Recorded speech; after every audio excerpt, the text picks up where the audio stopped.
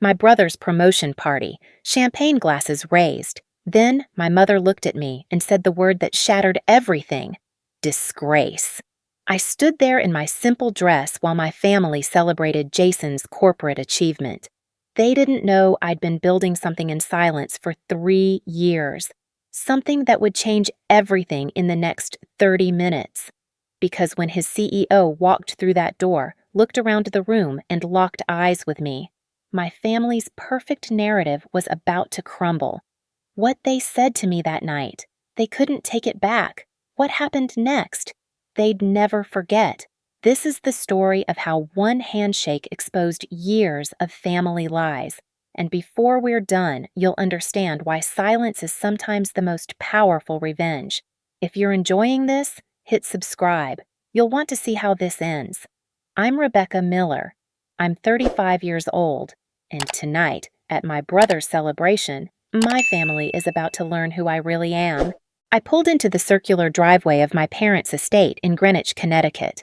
The house looked exactly as it always had: stone facade, perfectly manicured lawn, iron gates that whispered old money. This was the house I grew up in, the house where I learned that love came with conditions. Through the tall windows, I could see the party already in full swing. Crystal chandeliers casting warm light over designer dresses and tailored suits. My mother, Patricia Miller, moved through the crowd in an Oscar de la Renta gown, her blonde hair swept into an elegant chignon. My father, Robert Miller, stood near the bar in his Armani suit, laughing at something one of his golf buddies said. And there was Jason, my little brother, 28 years old, handsome in that effortless way that came from never having to prove himself. He was surrounded by admirers, his arm around his new girlfriend. Emily? Emma? I'd lost track. I looked down at my own dress. H&M. Simple black. Simple. It had cost me $49. I used to wear Chanel to these things. I took a breath and walked inside. The house smelled like expensive perfume and catered hors d'oeuvres. A string quartet played in the corner. Everything was perfect. Everything was always perfect in the Miller household, at least on the surface. Rebecca? My mother spotted me immediately. Her smile was bright, practiced, the smile she used when she wanted to appear gracious. You made it. She air-kissed both my cheeks, careful not to disturb her lipstick. Hi, Mom. Her eyes swept over my dress. Just a flicker of disappointment. So quick most people would miss it, but I'd been seeing that look for 3 years now. Well, she said, her voice light, you look comfortable. Translation: you look poor. Thanks. I kept my voice neutral. Where should I put my purse? Oh, just anywhere, darling. She was already looking past me, waving at someone more important. There's champagne by the west window. Help yourself. She glided away, leaving me standing alone in the entrance hall. I looked at the walls, family photos in expensive frames. Jason's college graduation, Jason's first day at Heritage Capital, Jason shaking hands with the governor at some charity gala. There was one photo of me, small, in the corner, my Stanford graduation. I was smiling in that picture. I still believed back then that my achievements mattered to them. Rebecca? My cousin Mark appeared, holding a martini. Wow, haven't seen you in forever. Hey, Mark. So, what are you up to these days? He asked it casually, but there was that tone. The tone people use when they expect bad news. Still doing that. Whatever it is you're doing. Something like that. Cool, cool. He nodded, already losing interest. Well, congrats to Jason, right? VP at 28. That's incredible. Yeah, it's great. Your parents must be over the moon. Robert keeps telling everyone Jason's going to run the place someday. He paused. Must be weird for you, though. You used to be the golden child, Goldman Sachs and everything. There it was, the reminder.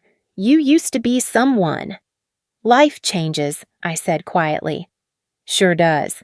He clapped me on the shoulder. Well, I'm gonna grab some of those crab cakes. Catch you later. I watched him disappear into the crowd. This was always how it went. I'd arrive. They'd acknowledge me just enough to seem polite. Then I'd fade into the background while everyone celebrated Jason. I wasn't bitter about Jason's success. I was happy for him, actually. He'd worked hard. He deserved the promotion. What hurt was that they assumed I'd failed simply because I'd chosen a different path. 3 years ago, I'd walked away from Goldman Sachs. A 6-figure salary, a corner office, a partnership track. Everyone thought I'd lost my mind, especially my parents. "You're throwing your life away," my mother had said. "You'll never get another opportunity like this," my father had warned. But I'd done it anyway, because I wanted to build something of my own, something that mattered to me, not to them, to me. They'd barely spoken to me for 6 months after that. When they finally did reach out, it was to ask if I needed money, if I wanted to come back home, if I was ready to be realistic. I told them I was fine. They didn't believe me. And now, standing in their perfect house at Jason's perfect party, I was invisible again. I made my way to the champagne table, grabbed a glass, and positioned myself near the buffet, the spot where unsuccessful relatives stood. I knew it well. "Rebecca!" My Aunt Linda swooped in, her voice dripping with false sympathy. "Darling, how are you? Still living in that tiny apartment in Brooklyn?" "Queens, actually." "Oh." Her face said it all. Queens. Might as well be Mars. "Well, at least you're staying busy, I'm sure." She didn't ask what I was busy with. She didn't care. "And are you seeing anyone?" "Not at the moment." "Such a shame." She patted my arm. "But you know, it's never too late to get back out there, even at your age." I was 35, not 70. "Thanks, Aunt Linda. Well, I should go congratulate Jason again. Such an accomplished young man." She glided away, leaving me standing alone with my champagne. This was the pattern. This was always the pattern. I used to fight it. I used to try to explain what I was building, but they never listened. They'd already decided I was the family disappointment, the daughter who threw away her potential, the cautionary tale they'd tell at future parties. I sipped my champagne and watched Jason hold court across the room. He was laughing, confident, surrounded by people who wanted to be near success. I remembered when we were kids. He'd followed me everywhere. I'd help him with his homework, teach him how to ride his bike. He'd looked up to me then. When did that change? My father appeared at Jason's side, introducing him to someone important. Jason shook hands, flashed that winning smile, Dad's hand on his shoulder. Pride radiating from every gesture. I couldn't remember the last time my father looked at me like that. The string quartet finished their piece, and the room applauded politely. My mother moved to the center of the room, tapping her champagne glass with a fork. "Everyone, if I could have your attention, please." The crowd quieted, all eyes on Patricia Miller. "Thank you all so much for coming tonight. We're here to celebrate a very special achievement." She beamed at Jason. "My son, my wonderful, talented son, has just been promoted to vice president at Heritage Capital." Applause, cheers. Jason blushed, playing modest. "We're so incredibly proud," my mother continued. "From the moment Jason was born, we knew he was destined for greatness, and tonight proves it." More applause. Then her eyes landed on me. Just for a second. Something flickered across her face. "And Rebecca." She paused. "Well, she's here too." A few people chuckled, polite, awkward. My chest tightened. "Family is everything," my mother concluded, raising her glass. "To Jason! To Jason!" The room echoed. I didn't raise my glass. I stood there, face burning, while everyone toasted my brother's success and my mother's casual dismissal of my existence. She's here too. Like I was an afterthought, a footnote, the less successful child who showed up out of obligation. I set my champagne glass down on the nearest table. My hands were shaking. Jason caught my eye from across the room. For a moment, I thought I saw something. Guilt? Sympathy? But then, someone pulled him into another conversation and the moment passed. I needed air. I slipped out onto the back terrace, away from the noise and the laughter and the suffocating weight of my family's disappointment. The night air was cool, October in Connecticut. The yard stretched out before me, perfectly landscaped, of course. Everything about the Miller family was perfect. Except me. I pulled out my phone, thought about calling Maria, my best friend, the one person who'd believed in me from the beginning. But what would I say? That my family humiliated me again? She already knew. She'd been telling me for years to stop going to these things. You don't owe them anything, Maria always said. But they were still my family. Didn't that count for something? The terrace door opened behind me. Jason. Hey. He walked over, hands in his pockets. You okay? I'm fine. Mom didn't mean it like that. I laughed, sharp, bitter. Didn't she? She's just, you know how she is. She gets wrapped up in the moment. Right. The moment where she celebrates her successful son and dismisses her disappointing daughter. That moment, Jason flinched. You're not disappointing. Then why does everyone treat me like I am? He didn't have an answer for that. Look, he said finally, I know things have been weird since you left Goldman, but you have to understand. People ask questions. What does your sister do? I don't know what to tell them. You could say I'm building a business. Come on, Becca. He said my childhood nickname like it would soften the blow. Dad's friends are investors. They know what real businesses look like. There it was, the truth beneath the surface. They didn't believe in me. Not really. I should go, I said quietly. Don't. Jason reached for my arm. Stay. It's just one night. For me? I looked at my little brother, the boy I used to protect, the man who now pitied me. Okay, I heard myself say. I'll stay. He smiled, relieved. Thank you. And hey, CEO Hayes is coming, the actual CEO of Heritage. Maybe you can network or something. He's supposed to be really down to earth. My stomach dropped. Jonathan Hayes, the CEO of Heritage Capital. Jason didn't know. None of them knew. Yeah, I managed. Maybe. Jason went back inside, leaving me alone on the terrace. Jonathan Hayes was coming. Here, tonight. This was about to get very complicated. I'd met Jonathan 4 months ago. Not as Rebecca Miller. Family disappointment. As Rebecca Miller, the person who'd just acquired his company in a silent buyout. We'd had lunch in Manhattan, discussed transition plans. He'd been professional, respectful. We'd agreed to keep the ownership change quiet. Heritage Capital had a strong brand, and there was no reason to disrupt it with news of new leadership. I'll stay on as CEO, he'd said. Run the day-to-day. You're welcome to be as hands-on or hands-off as you want. Hands-off works for me, I'd told him. I trust your judgment. We'd shaken hands. He'd signed the papers. And I'd become the owner of a $340 million investment firm, the same firm where my brother just got promoted to VP. Jason had no idea he was working for me. He'd never asked who bought the company. Why would he?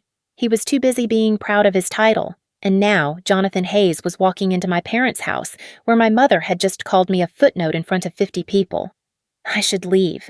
I should grab my purse and walk out before this whole thing exploded. But I didn't move. Maybe it was time they knew the truth. I walked back inside. The party was getting louder. More drinks, more laughter. My Uncle Charles was holding court near the fireplace, telling some story about his yacht. At least Jason made something of himself, I heard him say. Unlike some people. He glanced at me. Subtle, but I caught it. I kept walking. My mother was near the entrance, greeting someone new. I couldn't see who from this angle, but I heard her voice shift into her extra charming register, the one she used for important people. Mr. Hayes, what an honor! Please, come in! My heart hammered. I moved toward the wall, trying to become invisible, but it was too late. Jonathan Hayes stepped into the foyer. Tall, gray hair, expensive suit. He looked exactly as he had 4 months ago. Confident, successful, the kind of man my parents respected. His eyes swept the room, taking in the crowd, the elegant decor, the wealth on display. And then his gaze landed on me. I saw the recognition hit him. His eyes widened slightly, then confusion, then careful neutrality. He knew this was my family. I'd told him my last name during our meetings, but we'd never discussed personal details. He had no idea these were the people who'd dismissed me, doubted me, treated me like a failure. Mrs. Miller, Jonathan said smoothly, turning his attention back to my mother. Thank you for having me. The pleasure is ours. My mother was practically glowing. We're so honored that you'd take time out of your schedule to celebrate Jason's promotion. Jason's doing solid work, Jonathan said diplomatically. You should be proud. Oh, we are? We absolutely are. She looped her arm through his, guiding him deeper into the house. Come, let me introduce you to everyone, starting with my husband, Robert. As they moved past me, Jonathan's eyes met mine again, a question in them, a silent, what do you want me to do? I gave the tiniest shake of my head. Not yet. He understood. He was good at reading people. That's why I'd kept him on as CEO. I watched my mother introduce Jonathan to my father, watched them shake hands, exchange pleasantries. My father was impressed. I could tell by the way he stood straighter, spoke more carefully. Then Jason appeared, nervous and eager. Mr. Hayes, sir, it's so good to see you outside the office. Jason. Jonathan shook his hand.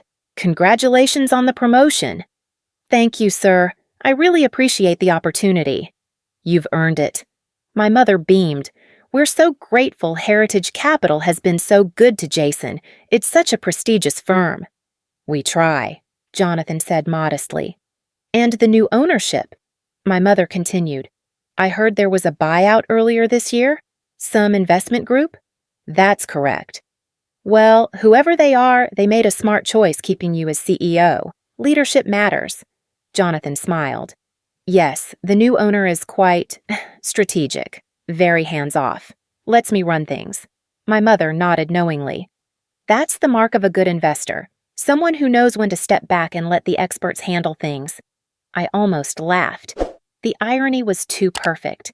They had no idea at all. Jonathan's eyes found me again across the room. There was something in his expression. Amusement? Sympathy? My mother was still talking. Robert and I have always believed in supporting Jason's career. We made sure he had every advantage, the best schools, the right connections. That's what family does. Indeed, Jonathan said carefully. Not all children appreciate those advantages, of course. My mother's voice shifted, pointed. Some throw them away to pursue other things. She wasn't even being subtle anymore. Jason looked uncomfortable. Mom, I'm just saying, Rebecca had every opportunity. Goldman Sachs! Can you imagine walking away from that? The room had gone quieter. People were listening now. My face burned.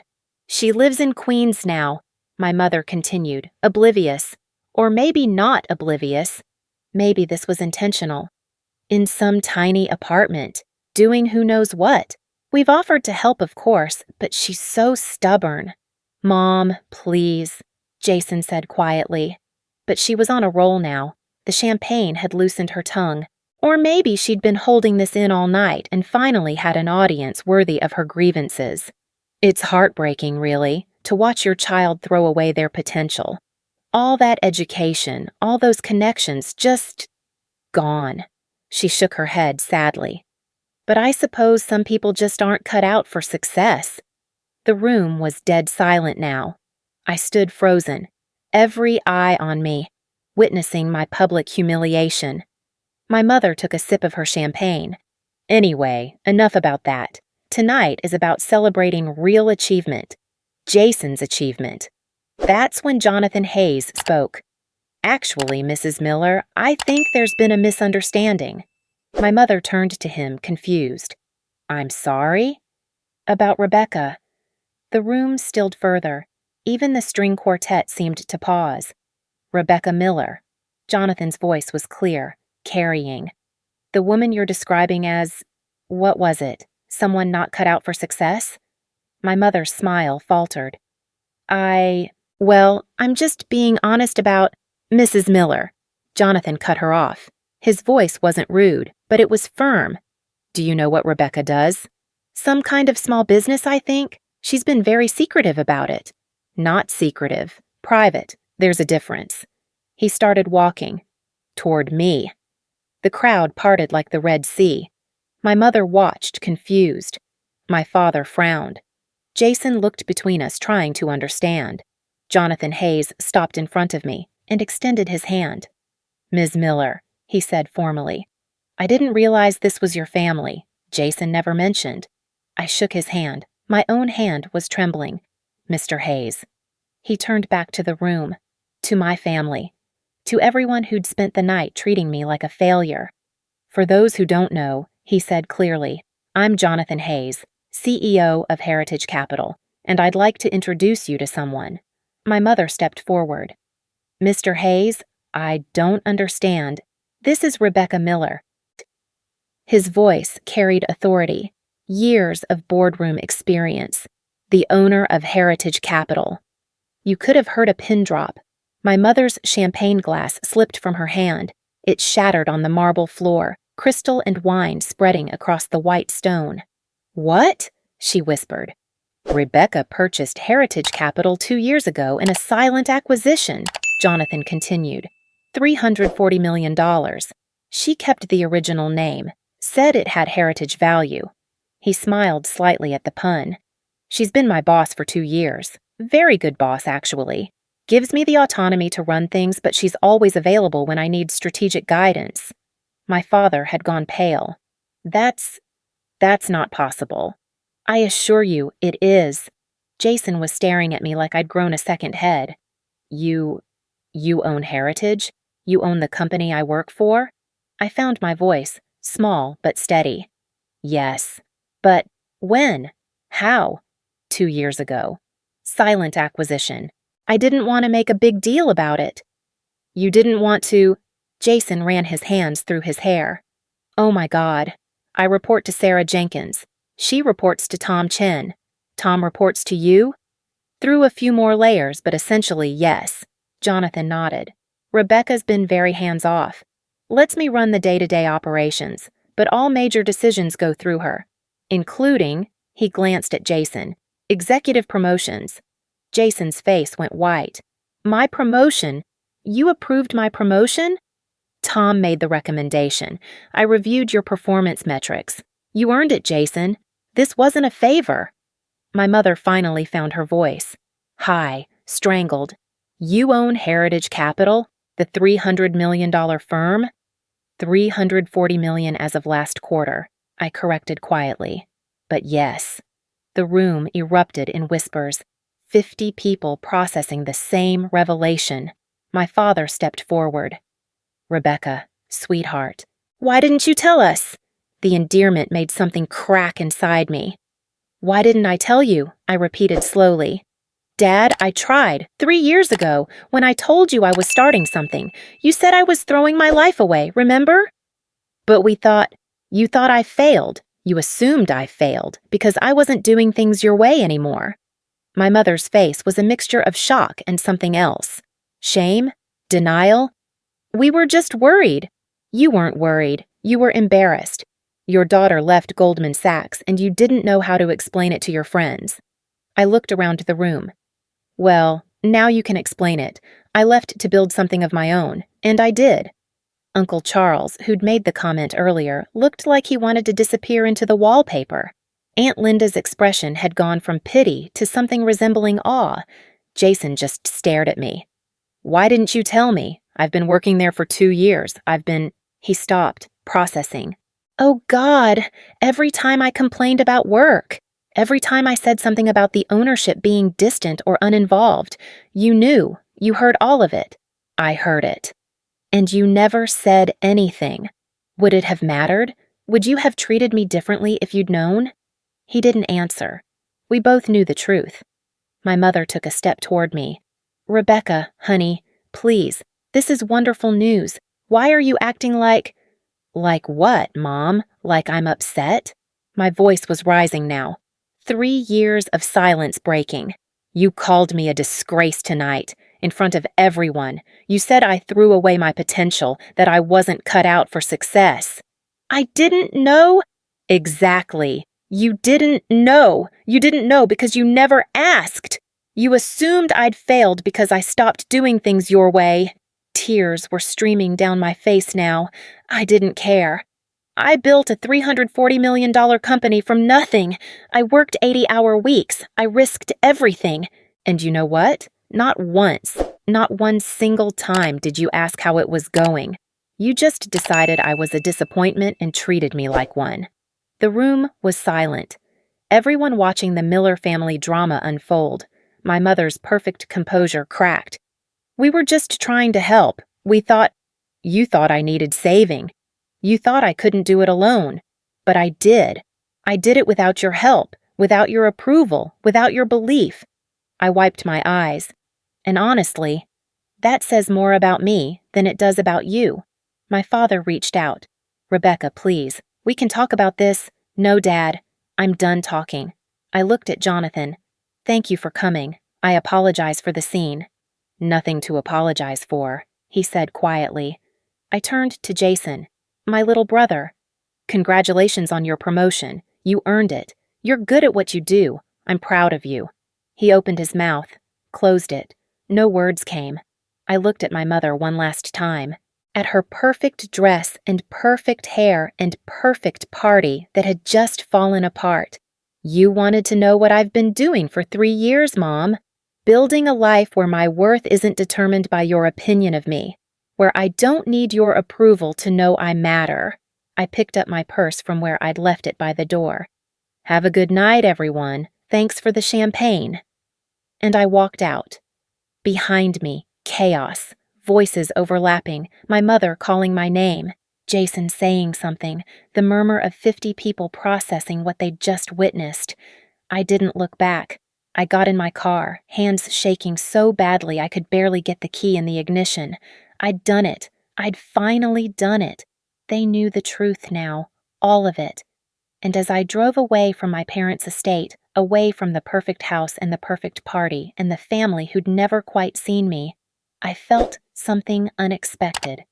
Relief. Not anger, not satisfaction. Just relief. I didn't need to prove anything anymore. I didn't need their validation.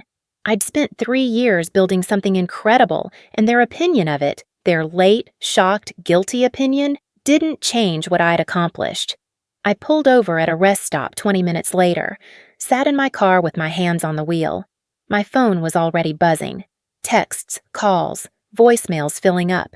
I didn't look at them. Instead, I called Maria. She answered on the first ring. "How bad was it?" I started laughing, and then I was crying. And then I was doing both at once. "Maria, they know." "Know what?" "Everything. Jonathan Hayes showed up and told them. The CEO, he told everyone." A pause. "Oh my God, how did they react?" My mother dropped her champagne glass. Jason looked like he'd seen a ghost, and I walked out. I told them everything I've been holding in for 3 years, and I walked out. Good. Good? Rebecca, you've been letting them make you feel like a failure for 3 years, while you were building an empire. It's about damn time they knew the truth. I wiped my eyes. I don't know what happens now. What do you want to happen? That was the question, wasn't it? What did I want? I thought about my mother's face when she realized the truth, my father's shock, Jason's confusion. I thought about 3 years of being treated like I didn't matter, being dismissed, being called a disgrace at my own brother's party. And I thought about the company I'd built, the people I'd employed, the deals I'd closed, the life I'd created completely on my own terms. "I want space," I said finally. "I want time to process this. I want them to understand that they hurt me, really hurt me." "Then that's what you take," Maria said firmly. "You don't owe them anything, not forgiveness, not reconciliation, nothing. They're still my family." "Family doesn't treat you the way they treated you tonight." She was right. I knew she was right. "Come over," Maria said. "I'll open wine. We'll order Thai food, and you can tell me everything." "Okay." "Rebecca?" "Yeah?" "I'm proud of you, for building the company, for walking out tonight, for finally standing up for yourself. You're a badass." I smiled through my tears. "Thanks, Maria. Now get your ass to Brooklyn. I'm ordering extra spring rolls." I drove to Maria's apartment, told her everything over pad thai and too much wine. She listened, asked questions, got appropriately outraged on my behalf. Your mother said what? In front of everyone? Yep. I'm sorry, but Patricia Miller can— Maria, I'm just saying. Who calls their own daughter a disgrace? At a party? In front of the CEO? Someone who didn't know the truth. That's not an excuse. She should have known. She should have asked. She should have believed in you even when she didn't understand what you were doing. And that was it, wasn't it? That was the core of everything. They should have believed in me. Even without proof, even without understanding. They should have trusted that I knew what I was doing. But they hadn't. And now they knew the truth. But the damage was done. I stayed at Maria's that night, slept on her couch, woke up to 63 messages on my phone. Mom, please call me. We need to talk. Dad, Rebecca, honey, please come back. Let's discuss this. Jason, I don't even know what to say. Can we meet for coffee? Aunt Linda, I had no idea. I'm so sorry. Uncle Charles, very impressive what you've built. We should catch up.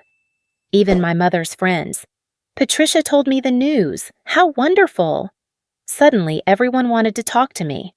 Suddenly, I was interesting. Suddenly, I mattered. Because now they knew I was successful. Nothing about me had changed. I was the same person I'd been yesterday, the same person I'd been for 3 years. But their perception had changed, and that changed everything.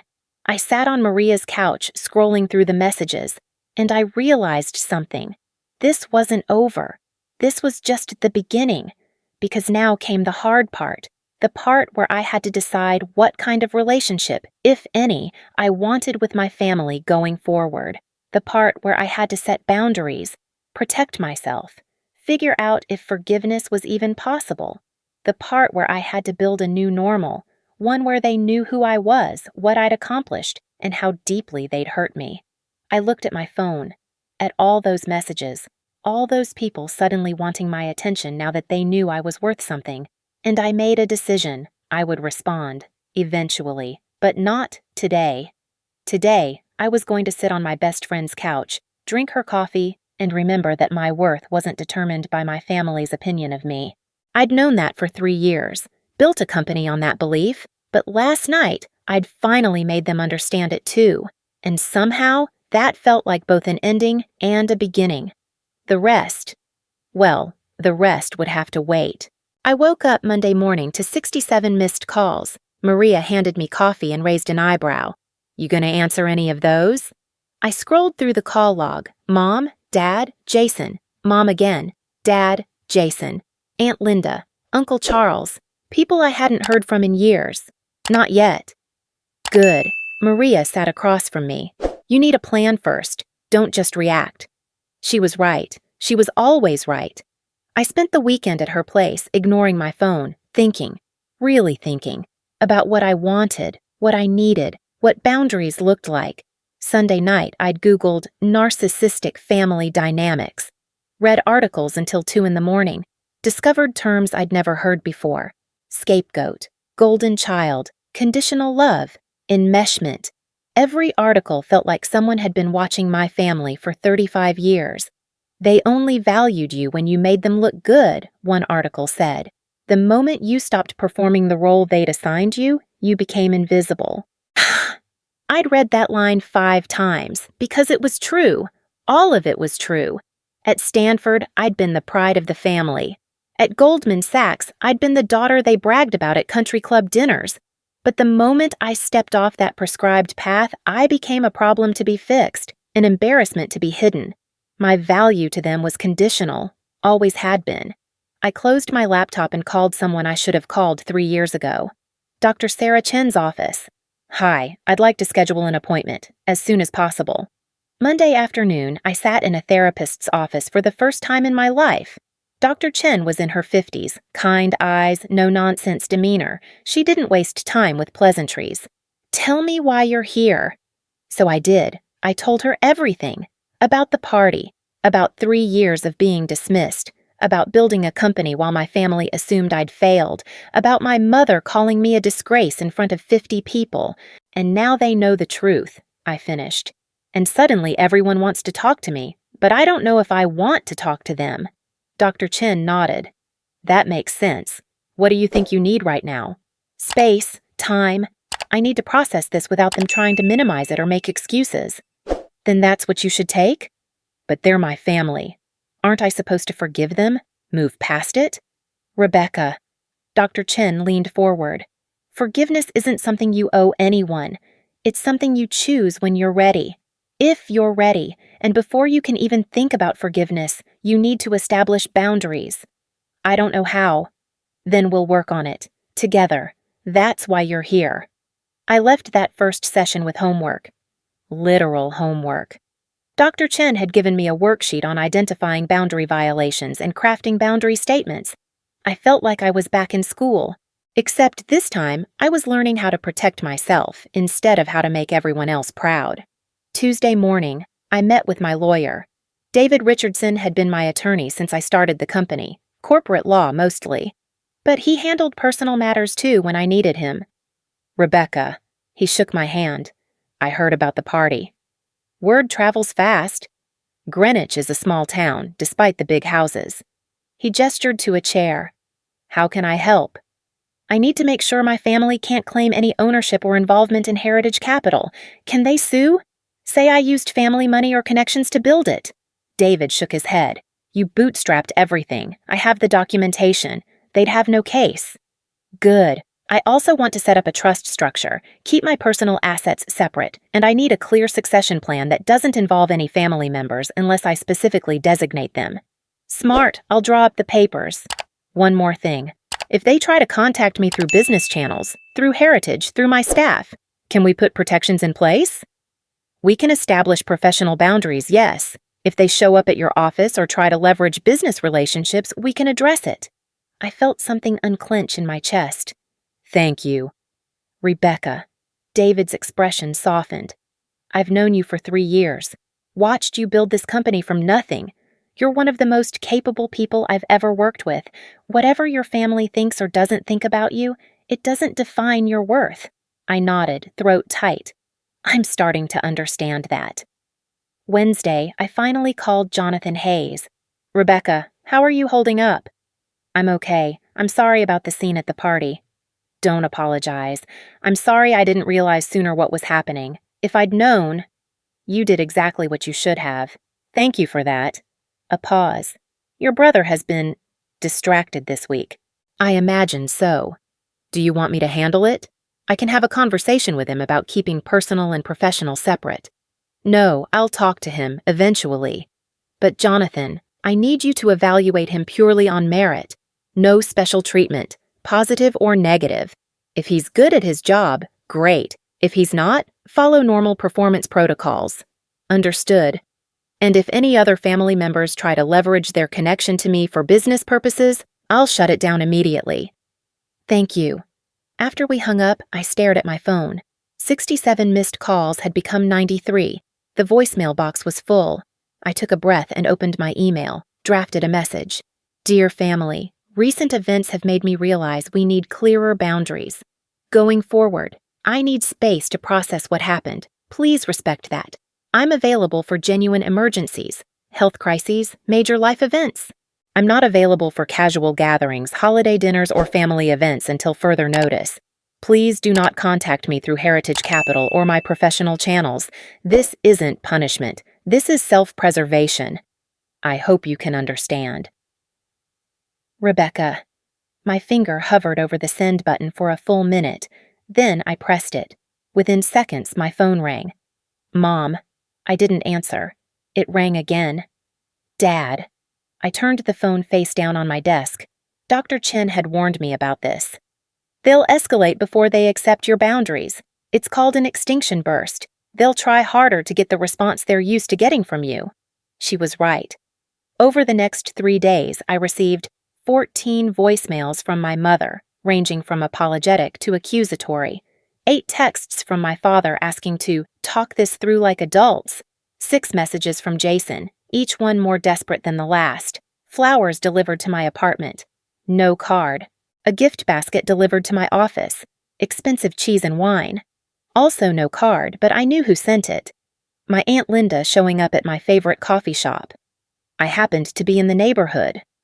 I left without ordering. Friday afternoon, Jason appeared in the Heritage Capitol lobby. Security called up. "Ms. Miller, there's a Jason Miller here to see you. Says he's your brother." I closed my eyes.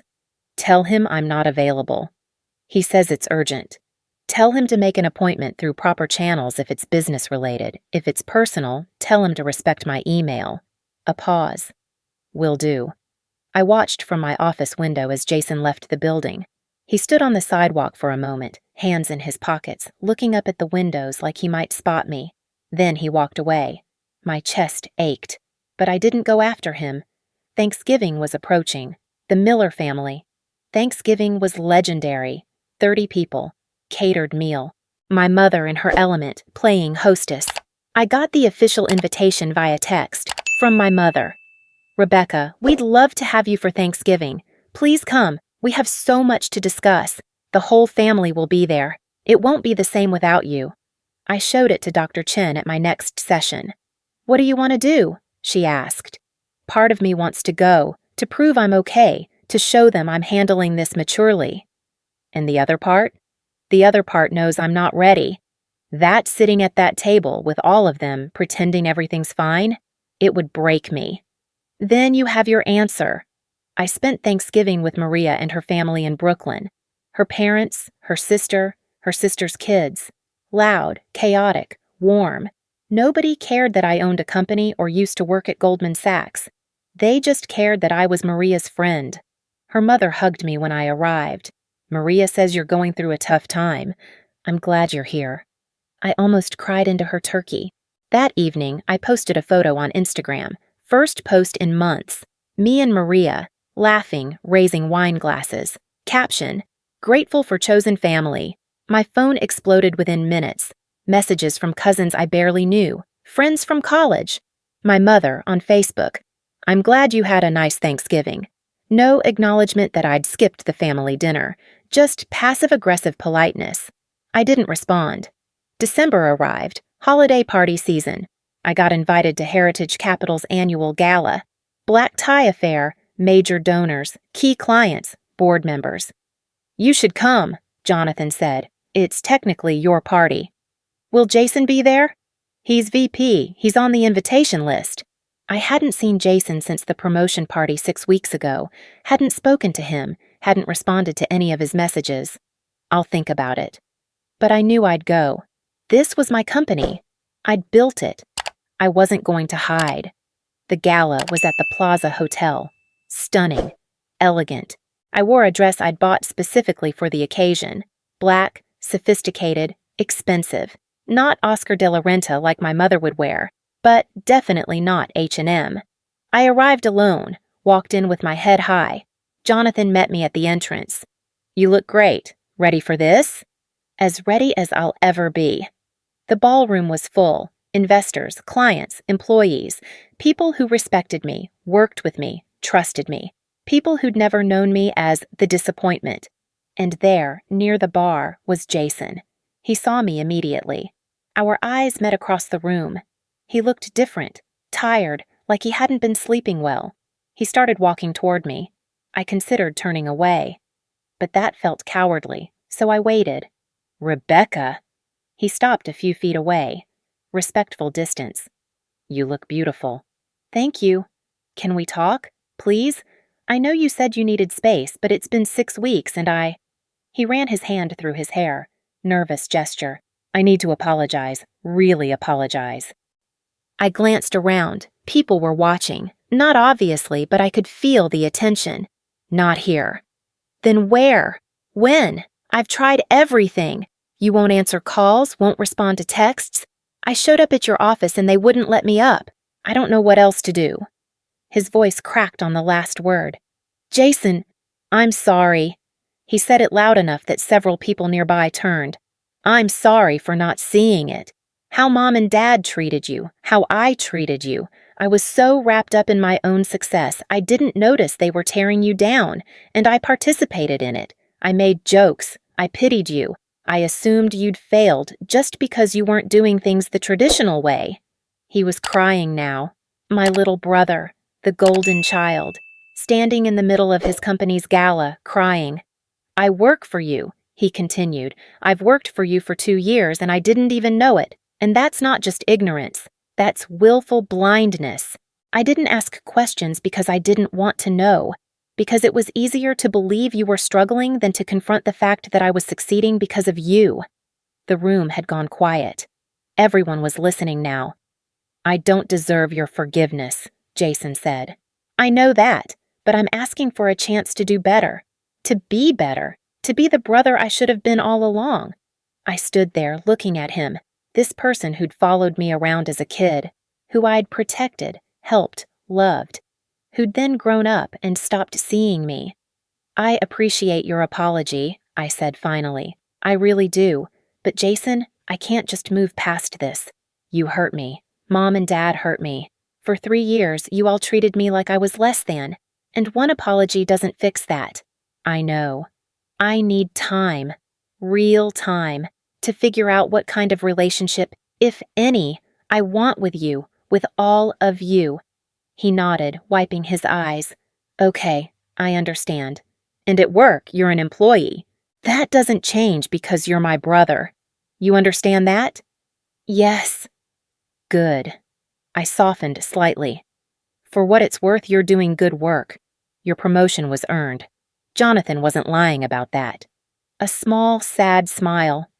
Thanks. He walked away. Back to the bar. Back to his colleagues who'd witnessed the whole thing. I stood there, hands shaking slightly. Jonathan appeared at my elbow. That took courage, both of you. I don't feel courageous. I feel exhausted. Want to leave? No. I straightened my shoulders. This is my party. I'm staying. I worked the room, talked to investors, shook hands, laughed at appropriate moments, played the role of successful CEO. But inside, I was counting down the minutes until I could go home. By January, something shifted. My mother stopped calling every day, started calling once a week instead. Her messages changed tone, less desperate, more thoughtful. Rebecca, I've started seeing a therapist. I'm trying to understand why I couldn't see your success unless it looked like what I expected. I'm working on it. I hope you're well. My father sent an email. Long, detailed, walking through his own regrets, his own blindness, not making excuses, just acknowledging what he'd done. You deserved better from me. From both of us. We were supposed to believe in you unconditionally, and we didn't. That's on us, not you. It was never you. Even Aunt Linda apologized, genuinely this time. I was cruel to you. I made assumptions. I'm sorry. Slowly, piece by piece, they were beginning to understand. But understanding didn't mean forgiveness. Not yet. Dr. Chen and I worked on it in therapy. What forgiveness looked like, what it didn't look like. Forgiveness doesn't mean forgetting, she said. It doesn't mean accepting their behavior or pretending it didn't hurt. It means releasing the hold that pain has on you, whenever you're ready, if you're ready. I don't know if I'll ever be ready. That's okay too. You're allowed to protect yourself. You're allowed to keep your distance. You're allowed to build a life where you feel safe and valued. So that's what I did. I threw myself into work. Heritage Capital was thriving. We closed 3 major deals in January alone. I hired a new CFO, expanded our team. I started a mentorship program for young entrepreneurs, especially women who were building businesses outside traditional corporate paths. I want to support people who are doing what I did, I told Maria, building something of their own, without family support, without traditional backing. The applications flooded in, hundreds of them, stories that mirrored my own, people who'd walked away from secure jobs to chase something meaningful, people whose families didn't understand, people who felt invisible. I read every single application, and I realized something. My story mattered. Not because of the money I'd made or the company I'd built, but because it proved something important. You don't need your family's approval to succeed. You don't need their belief to prove your worth. You just need your own. March arrived. 1 year since I'd started seriously planning the Heritage Capital acquisition.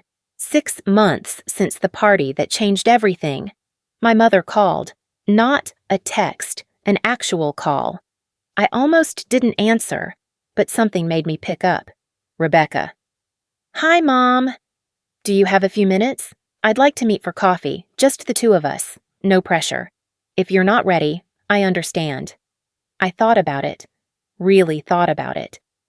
Okay, Wednesday, the coffee shop near my office, 11 o'clock. I'll be there, thank you.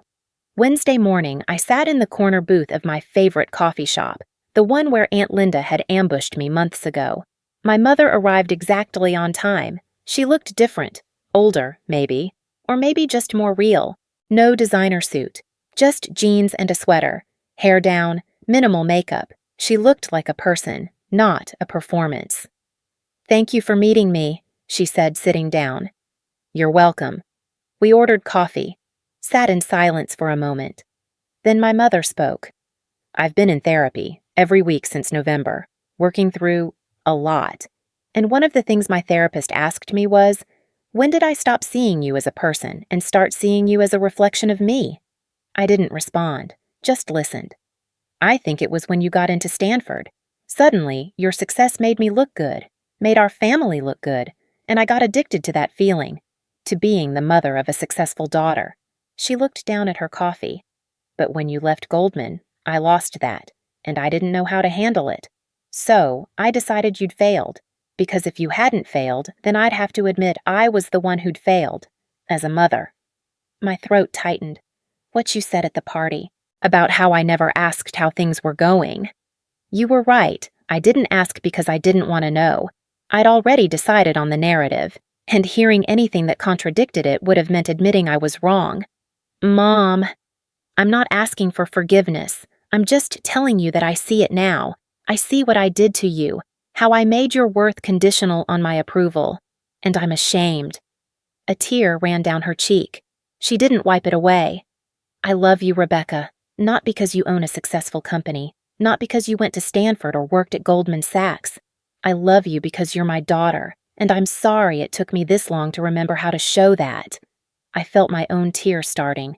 You really hurt me. I know. For 3 years I felt invisible, like I didn't matter, like nothing I did was good enough.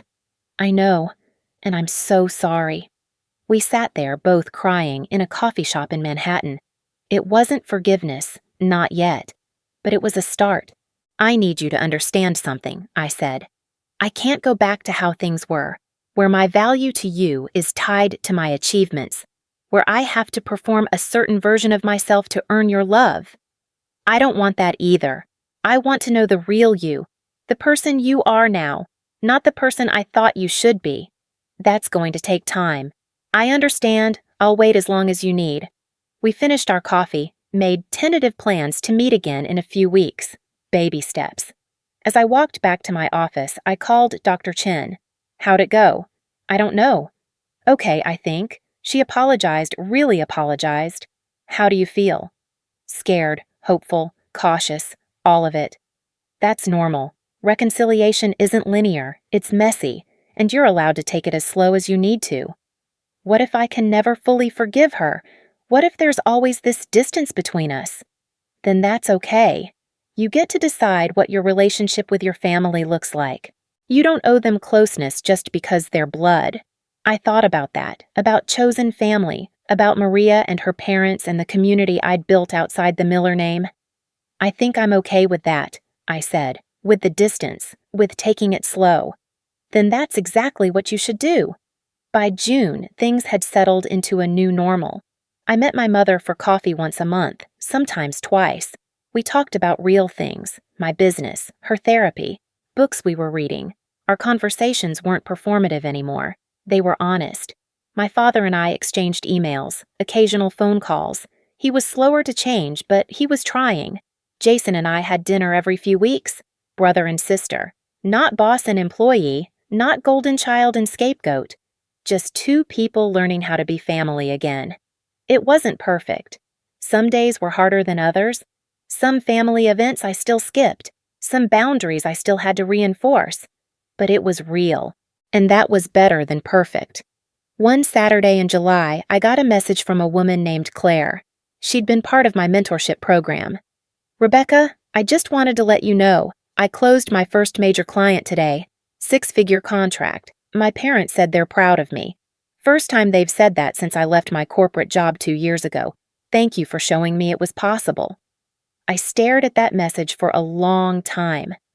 This was why I'd built Heritage Capital. Not for the money, not for the recognition, but for this.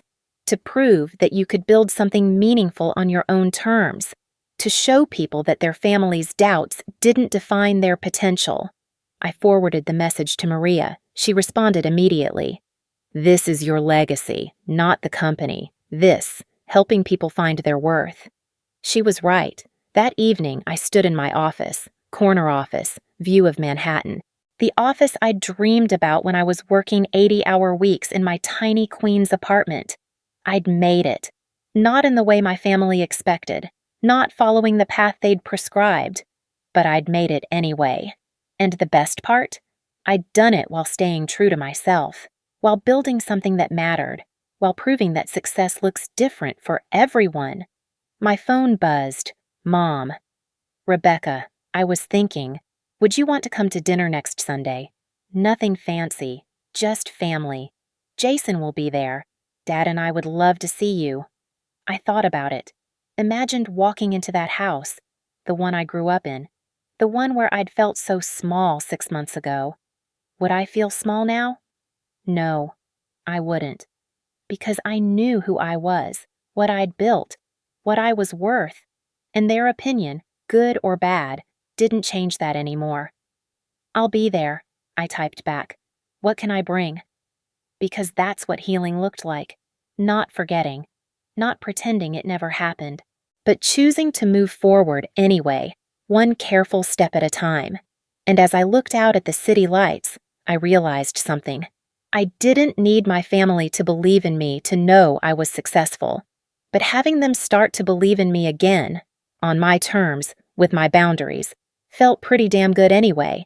This wasn't the ending I'd imagined 6 months ago, standing in their perfect house, being called a disgrace, walking out alone. But it was the ending I needed. Not revenge, not vindication, not even complete forgiveness, just peace, hard-won, carefully protected peace. And honestly, that was more than enough.